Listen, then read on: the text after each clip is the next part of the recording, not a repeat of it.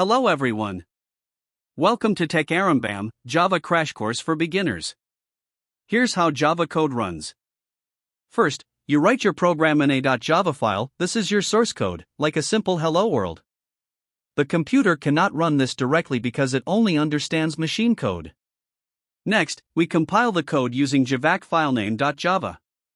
This generates a .class file containing bytecode. On the screen, you can see how the bytecode looks.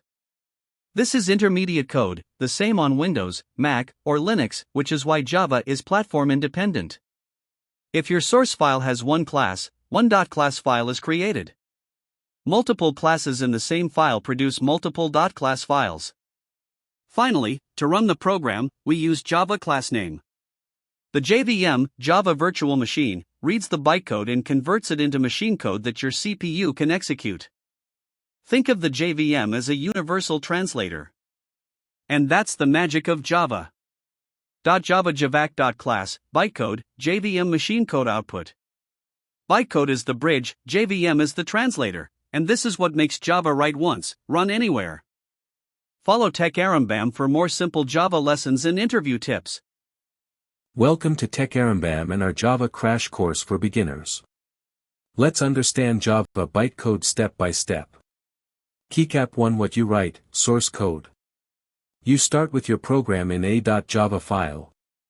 For example, a simple, hello world. This is human readable, but your computer cannot run it directly. Keycap 2. Compilation with javac. Next, we use the Java compiler. Backhand index pointing right javac filename.java. The compiler checks your code.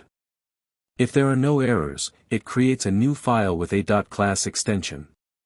This file contains bytecode. Pushpin important for interviews.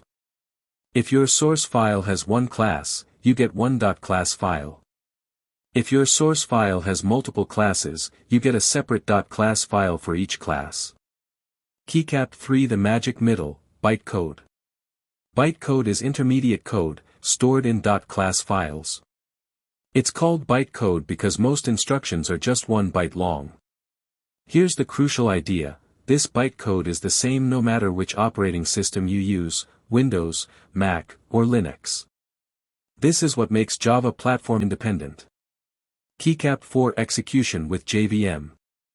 Now to run the program, you use backhand index pointing right Java class name.